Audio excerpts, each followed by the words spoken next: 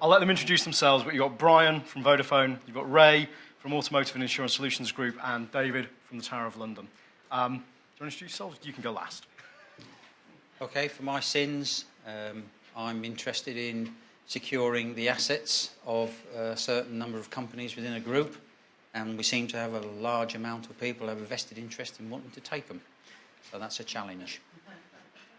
It's high-value vehicles and other things, exotic, that people like to have.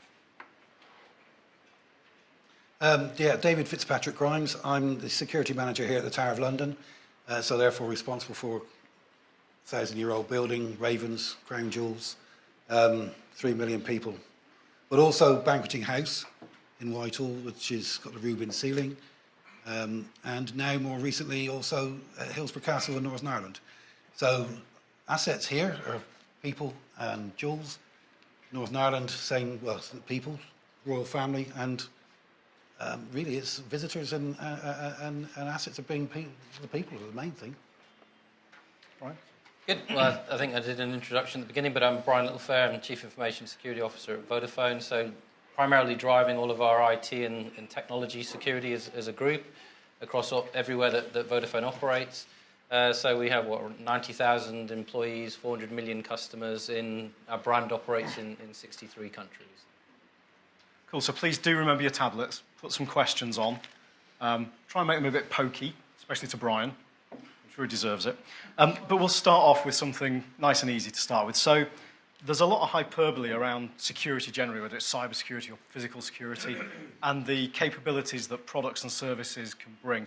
So how do you understand what capabilities a particular security product's going to bring and how it's going to help you? Ray, do you want to start? Okay.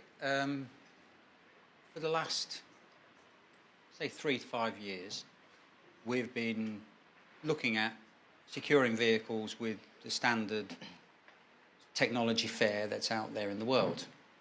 And most people genuinely believe that if they go out and buy the devices that are marketed out there, that their asset will be protected.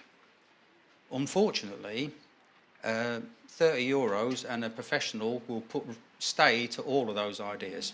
Right? You will not have it longer than 5-10 minutes. So the question is in my world, is people say, like the Chief Financial Officer will say, Ray, they keep nicking our cars, get them back. And I'm saying, well, where's my army? Because if I find them, which I can do, they're not going to go, oh, fair cop gov, here's your keys back, right? And to be fair, we've now come across the next generation of intelligent gangs that brand new car to nuts and bolts in 3 hours. There is no car. And it's back into the spares chain. And the distributors are buying their own cars back, but in bits. So it's a real challenge. And we have to design technology, and we've been giving Vodafone a hard time for the last 2 years to make things that I want to work, but we're at the limits of physics. And it's very difficult to change a CTO the laws of physics when I'm supposed to know it all, and I say to my bean counter, right, well, I need to tell you about radioactive, and they go, no, just tell me what's going to go cost. And you can't, and that's the problem. Technology is great for the people that adhere to the rules and the laws, but the criminals will break everything that you make virtually as quickly as you can develop it. Brian, do you want to pick up on that?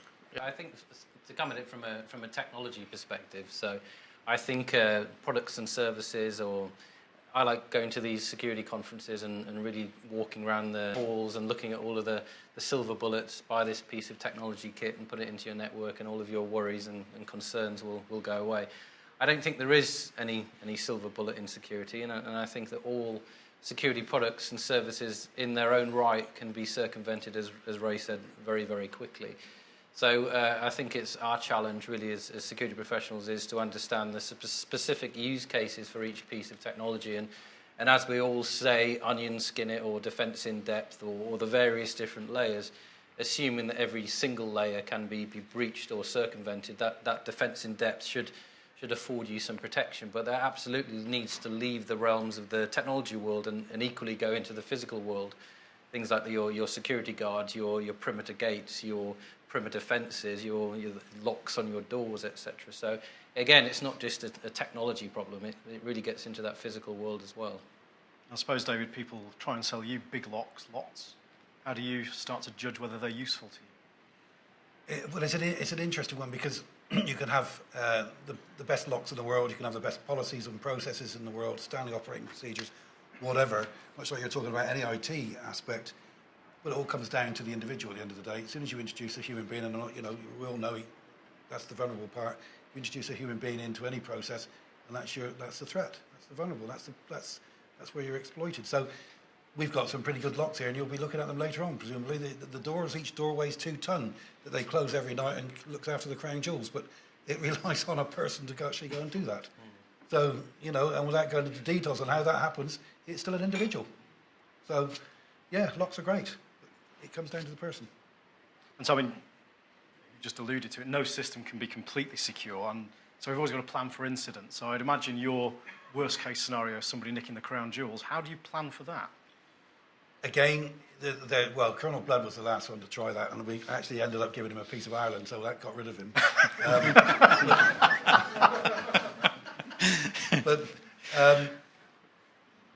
You have to plan for everything.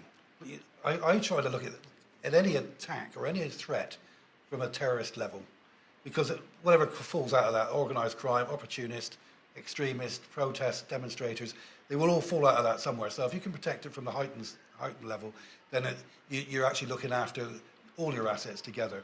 But to be honest with you, the crown jewels are very important. Bottom line is the crown jewels are property, and property is always going to come second to the human being. So the biggest threat to me is a threat to the people that come here. We have 3 million people a year come to the Tower of London, approximately 2.9 or thereabouts this year. That's where the threat is to us. And, so we use as many elements as we can, liaison with the police, working with partner organisations, with anybody that we can that will actually help us to negate that threat. And you can't stop it, you can push it somewhere else. And hopefully somewhere else is also target hardening, and through their infrastructure, their IT, everything from cyber to the individual guard at the gate, you need to manage all those processes, and that's what we try to do. Make it difficult. It's interesting that your key risk isn't the one that's obvious. It's not the crown jewels, it's the people who come through. That's Not forgetting it's the crown jewels that attracts the people. Take the crown jewels away, we wouldn't have the people. But we're all, and any security company is really as good as its reputation. If we have a significant incident here, and it's hard to, I always try to say that good security adds value to any organisation. It should do, and it should be recognised to add value, but try to put a cost or an amount on that value. It's very difficult until you look at it on the flip side. If you have a terrorist incident in London, not even here, but a terrorist incident in London, the downside of that is probably 60% of our visitors here come from abroad. They stop coming. So the cost for the next year would probably be half the people coming here could be £20 million. That would be the cost of a significant event in London. So that's where we have to hope that all the organisations and all of us that are involved in security are equal to the measure, and we actually do our best to target harden everything we've got and make sure that the intelligence processes work together. Bryan, do you think there's an analogy out in cyberspace for that? Yeah, I think, I alluded to protecting Vodafone is a huge challenge. So there's 70 billion raw security events a month. Boil that down into individual attacks. It's probably around 220,000 attacks a month, which we have to mitigate. So we have to be good 220,000 times. They only have to be good or better than us once. There's that analogy which we all use in security. If there's a group of you being chased by a bear through the forest, you haven't got to be the fastest, you just got to be slightly quicker than the slowest. So the bad guys will do the same. They will gravitate towards the easiest target to be able to get what they want. And for us as a telecommunications organisation, the ultimate target is to get hold of our customer data. So we have over 400 million customers. We have very rich customer data records. Think about what a mobile phone company would have on you, your location, your address, your bank details, your personal communications, that type of information.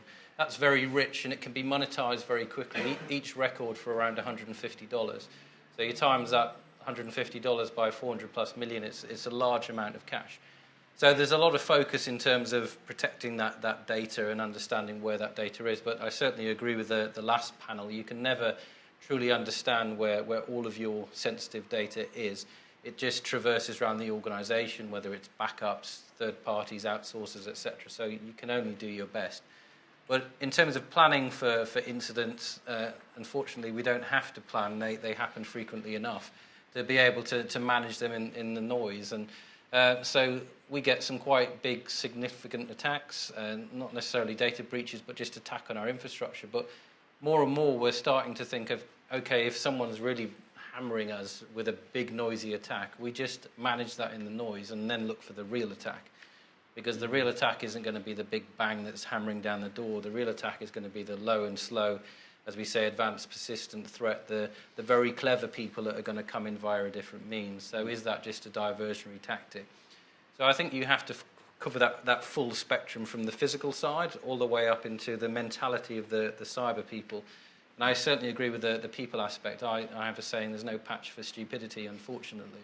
But that's just the way that some people will behave. A lot of the times it's not malicious, it's just people acting in an inappropriate way.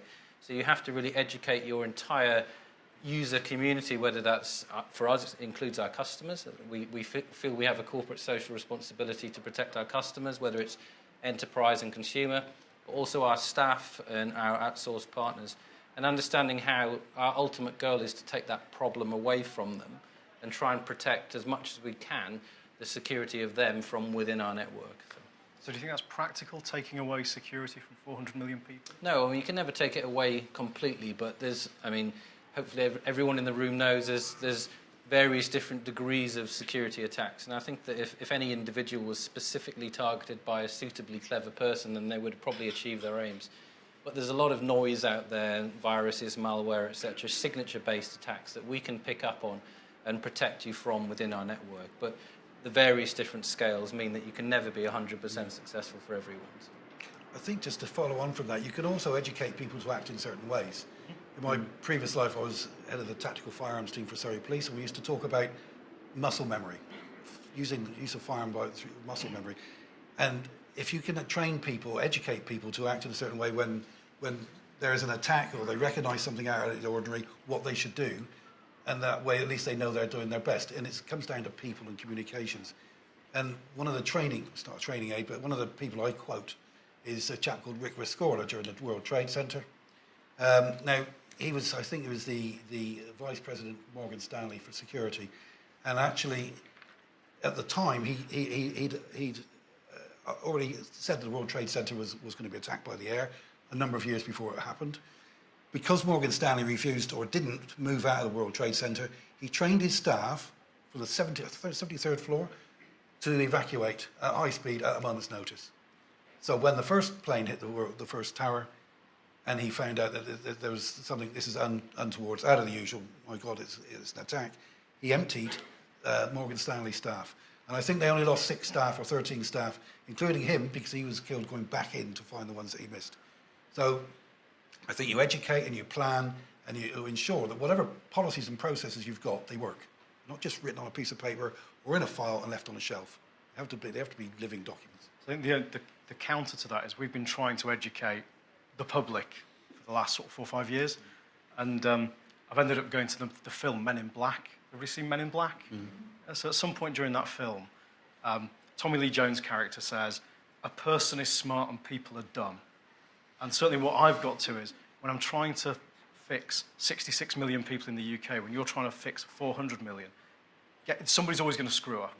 And how do you manage that screw up in a way that makes sense? I think that's a real killer for me in cybersecurity. Ray, do you have an opinion? Well, the biggest problem we have is that we know we can't stop people taking things, right? We just can't wave a wand. But what we can do is we can learn from which little facet of our process did they circumvent, or how or where or when did we know but not react quick enough. And there are always telltale signs that we have a separate group of people that certain things flag up and they go, oh look, we'll have a look at this one, okay? We have that sort of stuff, which is all in-house built. The biggest problem we have is that, it's probably true of the world, you've got one side of the business that wants to optimise sales. You've got another side of the business, the security people, that want nothing to go out the doors to be shut, everything unplugged, and nobody touches anything. And understandably, the commercial guy will go, well, that's not really good for business. And the security guy says, yeah, but what you're doing is no good for security. Right? So we have a realistic approach, and we say, well, look, stuff's got to go out the door. But if I tell you that's going to go missing, we need to monitor it. So what we do now is we let stuff go.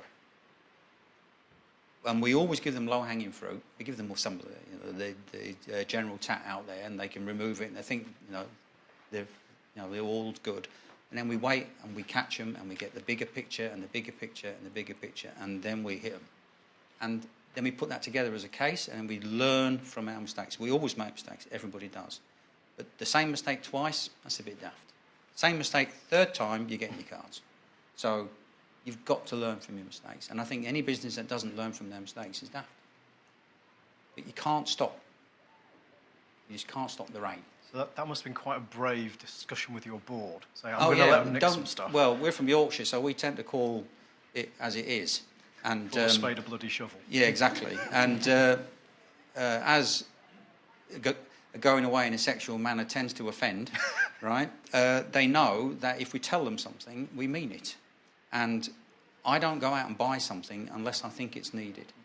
But my standard reputational thing to them is it takes 20 years to build a reputation. It takes 20 seconds to lose it, right? And you cannot get that reputation back, especially in the insurance, security, and accident.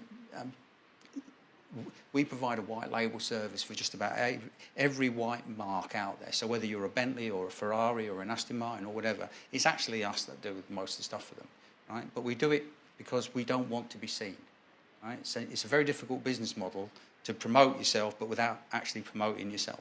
And the technology we use, you can't buy. We make it, we design it, etc., etc. People do not know how we do it.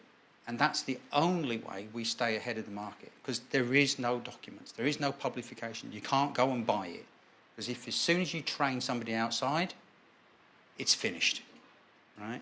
The professionals have people on all of the security courses staged as mechanics or as or electrical engineers. In all the courses, they learn everything about every security system, and it goes in their portfolio, how to nick this, how to nick this, how to nick this. And they've even got people in the manufacturers working at the next level. So, if you buy a Range Rover, well, the alarm system is going to be in the wing mirror, or you're going to buy this, it's going to be there, or this is going to be there. They know it out the factory.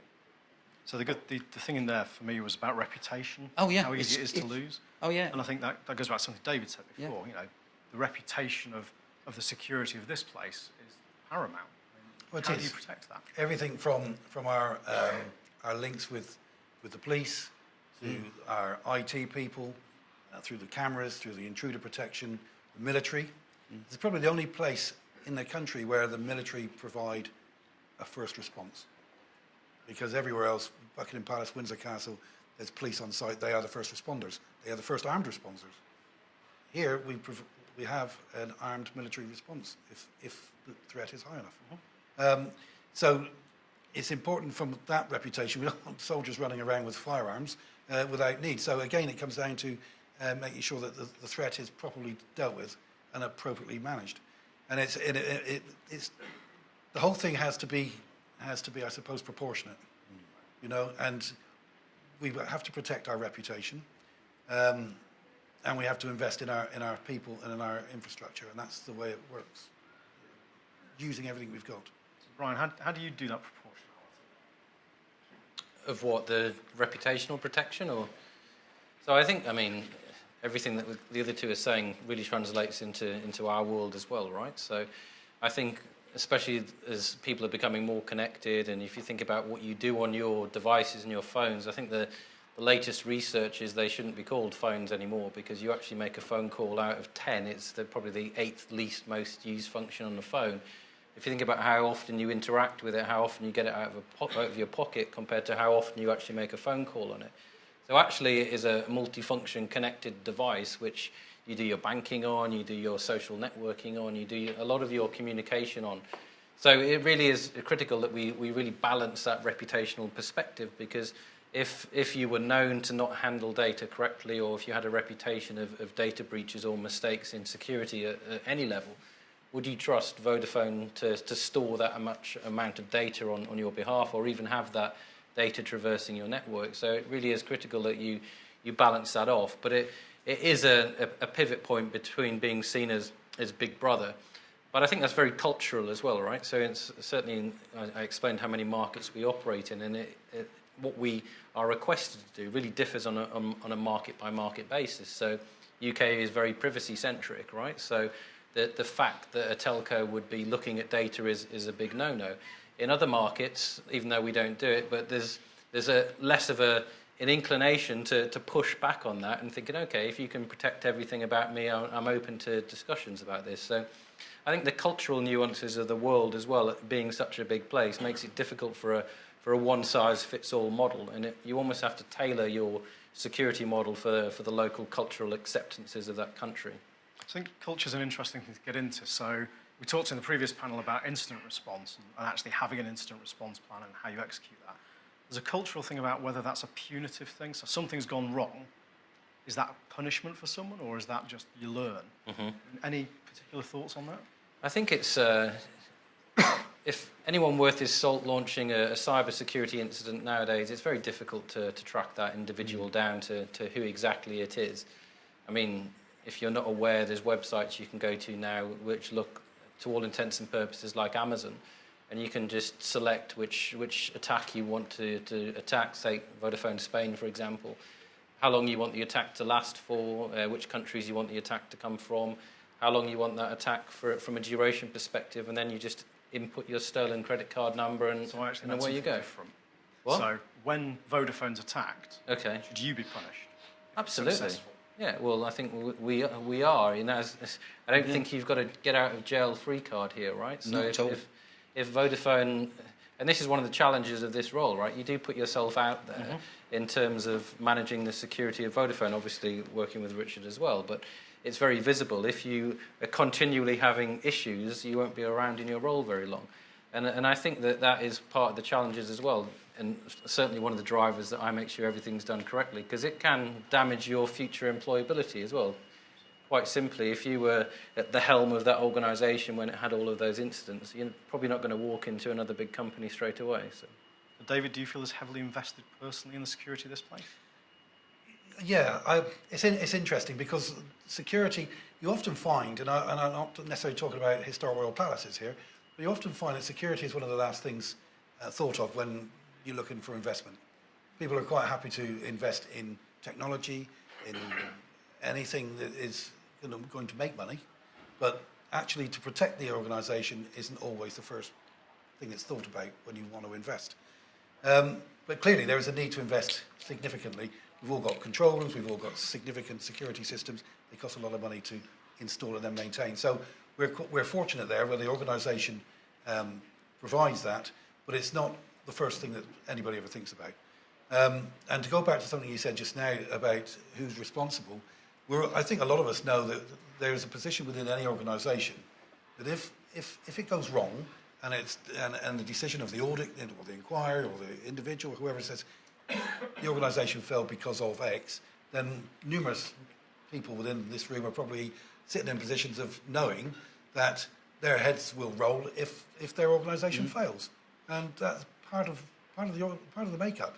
You know, we always often hear that a senior member of staff has been moved, dismissed, whatever, because of a failure, and it's not necessarily a failure; it's very often a scapegoat.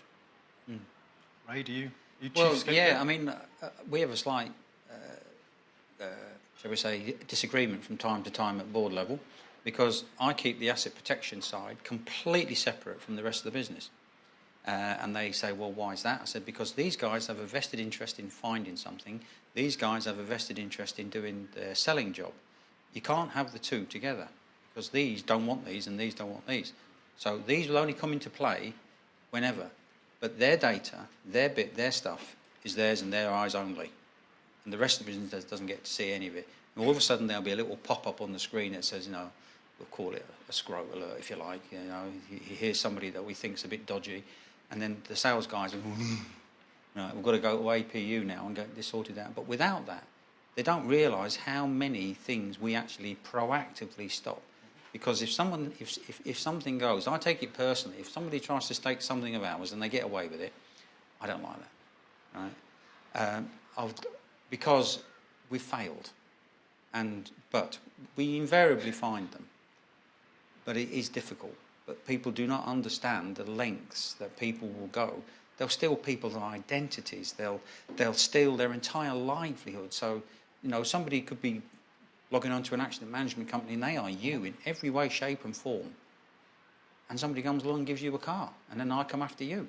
And you go, well, it wasn't me, Gov. Right? And I say, well, here's your signature, here's this. And all of that stuff takes time. But if I ring up, I haven't unfortunately got the army on my side, which would be good from time to time. We have to have words. But if I ring the police and say, I need you to knock on that building there, but go prepared, shall we say, because they're not going to be very friendly, the police will take notice of what we say, because it's right. And that's back to reputation again. Absolutely. So, I mean, that's sort of cyber-enabled fraud, do identity theft online and then use that to cause something to happen in the physical world. It's very, massively increasing at the moment. I think on the We're list in seeing it a here, lot. there was somebody from the insurance companies, and then I think it was Aviva or somebody. We'd spend a lot of our time stopping insurance fraud. Nothing to do with stopping cars being stolen, because we proactively investigate. So the more we do, we end up sticking our nose into areas that really it's not our job to do. But if we don't do it, we're almost party to it. We've allowed it to get to a stage, so we have to stop it. So it's very difficult to draw a line as to where our responsibilities stop. And, over to you, Mr. Insurance Company, because it's just not right. So, Brian, that cyber-enabled fraud where somebody's, committing, say, a simple phishing attack online and using the stolen identity to do something in the real world, do you think companies like Vodafone have a duty to try and help stop that? Yeah, I think the whole identity challenge is a really interesting topic, and I think that even a couple of years ago there wasn't really a global online identity broker, as we call it.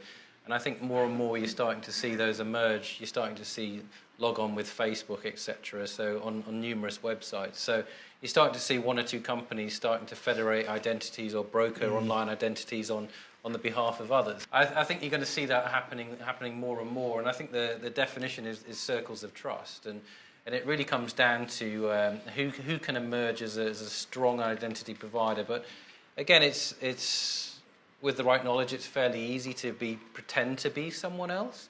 It's fairly easy to send an email from someone else. It's fairly easy to pretend to be another individual online. You often see people being groomed, etc., pretending to be someone else. So I think that's one of the big challenges for the security community in general is online identity, and how do you ensure that someone is who they say they are online. So when we see credentials being taken online, so a credit card will go for about $1, a British enough information to create a false British identity will go for about $30. A French one goes for 40. Why? Which we have to fix. Can't have that. But government gateway credentials, so things that will allow you to submit tax returns, things that will allow you to do universal credit, are going for $70, $75. And that's a view of their cash out rate. How do you think people should cooperate more to try and manage some of that? Well, I think everyone has a general interest, just from corporate social responsibility, to basically collaborate effectively to share it. And certainly you see a lot of private-public relationships going on now to enable that to happen. So we share, for example, stolen mobile phones. So if you have your mobile phone stolen, they have a serial number. We want to try and push that into the second-hand phone market, for example, the cash converters and the like, so that if people are going to go in there, they have to produce a physical form of identity now to cash out from that benefit. So when you start to put processes like that in place, you remove the cash benefit of doing that, and then that actually really curbs the instances of it actually occurring. But I think government, large organisations have to collaborate with data, what they know on certain individuals to stop that behaviour happening. But I don't think you're ever going to stamp it out. It's probably been happening since the dawn of time. It's just a cultural thing that humans do, right? No, absolutely. Ray, any additional? Yeah, we've seen certain... for instance, you can go out and insure a vehicle now. You can do it online.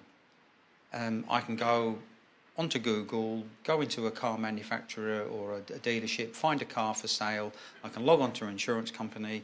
I can insure that car. I'm not the owner. I have no intention of ever owning that car, but I know that one of the first things that an accident management company or insurance company will do is they'll do a MID, an insurance database lookup. Well, I'm going to pass that straight away. I don't own the car. It's great. It'll take me 10 seconds. Now, I've got 28 days to do my business, because then the insurance company's going to be knocking on the door saying you haven't provided all the details, your insurance is null and void. I then go and I've got a friend who's a dealership, and he tells me that, well, the previous registered keeper of this vehicle was so-and-so, so that's all you've got to say you are. So I ring up, I go and find out, I do a little bit of digging, and now I'm you. I've got your name, I've got your address, I've got a car, I've got a thing, I've staged an accident, jobs are good, and it's a nice car to say it's an M5, and jobs are good, and I'll get a brand new one of those. 4 hours later, it's gone. 100 grand. Bye-bye. You don't have to do many of those a week, and you're a very rich man or lady. And we find that certain practices of doing certain things online is heaven to the fraudsters. And that's a business process attack. Absolutely. It's got nothing to do with technology. Yeah, it's because you've enabled the process without face-to-face. Many of your identity lookup things, which we check out from time to time, they're all based on your credit history. So I can go out and I can get a phone credit, I can do an O2 and a Vodafone, a couple of catalogue credits. I'm going to have a great credit score, right? But if you do a real lookup and say, well, is the utility bills in Ray's name? Has he lived there for a period of time? They don't really. When you do your credit score, they're not even taken into account. The kind of business process attack goes back to what you were saying before about trying to design it so that people can't screw it up so easily. It's true, and a credit score is the very same as a vetting process, to be honest. And if proper vetting was carried out on all people in areas of I suppose, significant positions, and the references were checked, a lot of the things you're talking about would actually phase out, because it's only the people rely on the fact that it's not going to be checked properly. We're not going to go and actually visit somebody. We can't afford to go out and visit people like, a DV checking through MI5 or through the security service. You can't go and visit everybody to check that they are the right person. But there are a number of things that you can do to secure the information that will actually identify whether they are the right person, or not the right person, or there's a question mark. And when you get the question mark, then you do more digging. If anybody does have a question, gentleman there. A lot of things that you've described are sort of intelligence-led, from the policing background. You've got this information, you've got all this data. And one of my areas of interest under the protect your things is fraud. And what steps do you take as cybersecurity people working with your fraud prevention people to identify those people that may be carrying out whatever thefts, be it internal threats and external threats and card fraud and all those things.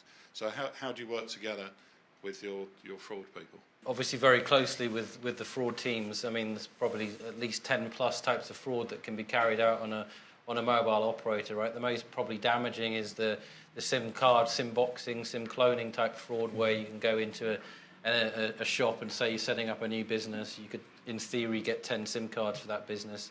In theory, you could put them into a calling box and call a premium rate number that you own in Botswana and generate all the revenue for that until our fraud systems kick in. So we've worked very closely with police, with government, etc., and including our fraud management systems to say, okay, what are the lead indicators that these frauds are going to happen? And it really is getting under the hood of what is the motivation for this, how do they get the cash out, and what processes need to be in place to detect that happening. So the monitoring of new cards, new SIMs, new everything, basically saying, okay, if someone goes into a store and picks up a card, we would expect this profile of behaviour happening from that card. If it drastically deviates, calling a single number for a certain amount of time, then that's a challenge as well. But you've got to think of, they will change tact, and more we have to be on our toes from a mobile malware perspective. So I think malware in the mobile space is very infantile at the moment compared to the PC landscape. But they will get there. We've seen malware starting to emerge now that comes onto handsets and detects the time zone that the user is on, and then would make a premium rate subscription call at 2 a.m. in the morning for 2 hours. The user wakes up, they don't know what their phone has done, but it's generated revenue to those guys as well. So that's where we put a lot of effort into fraud management, just to understand what is out there and how can we counteract and protect our customers in advance. So certainly in government, we do something very similar. So, we're putting on self-assessment tax returns online, universal credit, the biggest free bank in the world online. Lots and lots of government services can have a real impact on people. And your traditional cyber security really doesn't help you there, because it's all about the business process. So one of the things, the cartoon of this is, if Brian's claiming his universal credit, it's probably not a great example, is it? No. I wouldn't know. Shouldn't be claiming benefits, but assuming he is, and he normally does it from Reading on a Thursday morning from a Mac device, and then suddenly he's doing it at 2 o'clock on a Saturday from Ukraine on a Windows device, you should probably look at that as a risk. And the traditional security market really doesn't look at that. So looking at the business process and the indicators in the business process is what's key. The challenge for that is each one's different. Ray, do you want to? Yeah, well, we know that if somebody comes to us and tries to steal something, the chances are that they're going to go to some of our competitors. Now, our competitive people will go, whoa, we can't go and tell them, right? And we go, yes, you do. So we share with ours, and we have a database where we keep all our information. So we'll say, if you get this mobile number or this name or this identity or this, or the accident was staged here, it was on this level, or this, or this, or this, or this, beware. And they're after this car, this car, this car. We share that privately amongst a group. And we'll pass it to our law enforcement brethren when we feel that it is so robust that they will go, well, we'll have to look at that. Because unfortunately, some of the databases that keep the anti-fraud won't allow you to put it in, and particularly some of the insurance ones won't allow you to put it in unless that person's been prosecuted in a court of law. Right? Well, they're not going to get to law, you're not going to catch them. Right? But they've done it. So to me, there should be, here's my court of law one, and here's my attempted one. You can't necessarily say they're all guilty. I tell you what, they ain't far off. They're risky. Very, very risky. Dodgy.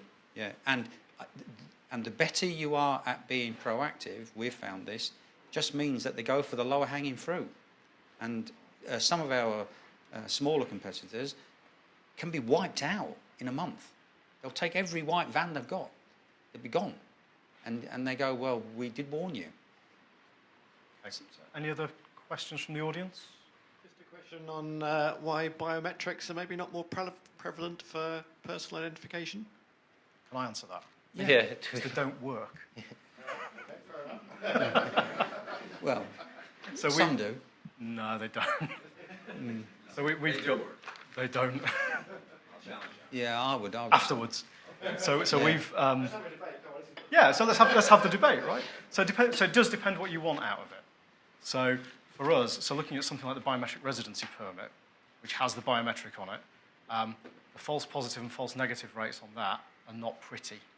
And how easy some of these things are to spoof is very, very scary. So I'm not going to tell you which one, but there is a fingerprint reader that we can spoof with a piece of sellotape and a jelly baby still. A jelly baby because it looks a bit like flesh. I've got a team that is the expert group in Europe for biometrics, and we cannot find a good biometric that works across all the different things you want it to. So if you want to unlock your iPhone, go for it. If you want it to prove identity, it's a very, very different problem. Ray, do you want to? Well, I know in some data center products that I've used in the past, and I'll use this one.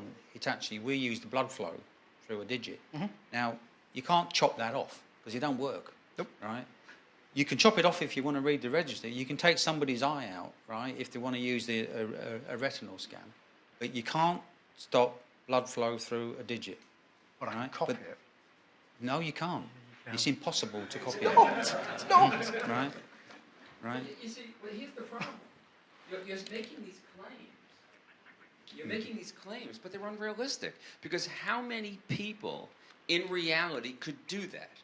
So in Very other words, few. if we can prevent 100 billion let 100 billion transactions go through and somebody's going to beat us on one because they have this, excuse me, they have this real high level of capability, then we're sending misinformation. Absolutely, totally So- agree. So that's, we have to be, But they're the not the big numbers. piece here is practicality. Yeah. So the big We're piece for running me, a business. proportionality. Security is a business, It is. and we Well, can't lose sight of that. security should enable a business, surely. Security is a business.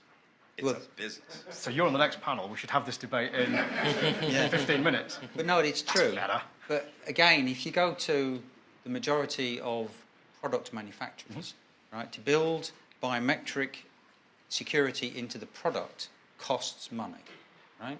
And they're going to turn around, your R&D people, and go, yeah, that's brilliant. Your cost of management people go, that's a killer, right? That makes our product 10 pence dearer than it needs to be. It's not going to happen.